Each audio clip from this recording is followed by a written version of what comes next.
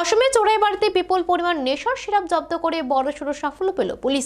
নেশা পাচারে একেবারে নিত্য নতুন কৌশল। ফল ও সবজির কার্টনের ভেতরে লুকিয়ে সিরাপ পাচার এবার সম্পূর্ণভাবে ব্যর্থ করল চোরাইবাড়ি ওয়াচ পোস্টের পুলিশ।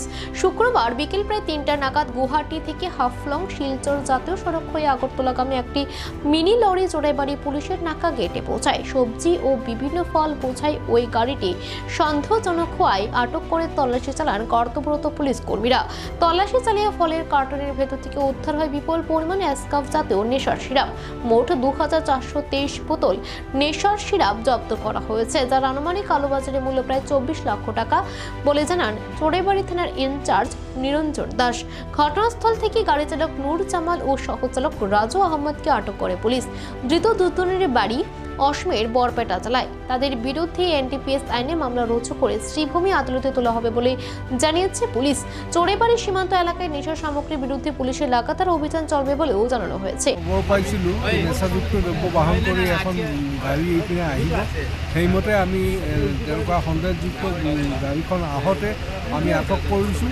আটক কৰি যেতিয়া আমি তল্লাচী চলালোঁ, পুংখানুপুংখভাৱে তল্লাচী চলালোঁ, আমি ইয়াত ২৪২৩ বটল, প্ৰতিটো বটলত 100 ml আছিল কোডেইন কাপ চিৰাপ, যিটো বেন ছাবষ্টেঞ্চ, চাইকোট্ৰপিক ছাবষ্টেঞ্চ, সেইটো আমি পাইছোঁ, আমি জব্দ কৰিছোঁ। আৰু ড্ৰাইভাৰ আটক হৈছে, লগতে হেল্পাৰ এজন আছিল, হেণ্ডিমেনে কওক বা হেল্পাৰে কওক এজন আছিল, তেওঁলোক দুজনক আমি আটক কৰিছোঁ। আৰু NDPS এক্টমতে তেওঁলোকৰ বিৰুদ্ধে এতিয়া কেছ ৰেজিষ্টাৰ হৈছে আৰু তেওঁলোকৰ বিৰুদ্ধে যথোপযুক্ত আইনগত ব্যৱস্থা লোৱা হ'ব।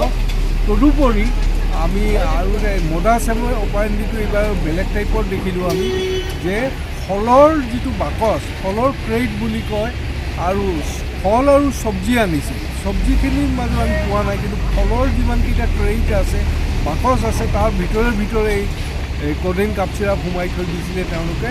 গাড়ীখন আমি জনা মতে যিমানখিনি আমি এতিয়ালৈকে জানিব পাৰিছোঁ, বৰপেটা ৰোডৰ পৰা আহি আছিল, বৰপেটা ৰোডৰ পৰা হাফলং হৈ শিলচৰ হৈ ত্ৰিপুৰা আগৰতলা গৈ আছিল।